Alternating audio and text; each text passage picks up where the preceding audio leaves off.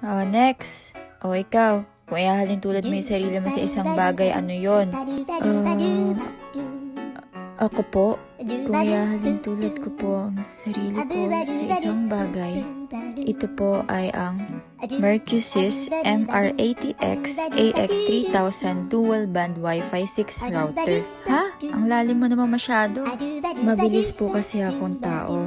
Kaya ko po naihalin tulad ang sarili ko dito dahil meron itong optimal Wi-Fi 6 speeds up to 3 Gbps. Ito nga pala yung RJ45 Ethernet cable, power adapter, ang AX3000 Wi-Fi 6 router, at syempre ang quick installation guide. Diba po, kumpleto na? Parang ako lang po, hindi nagkukulang. Napaka-flexible po nito, parang ako lang.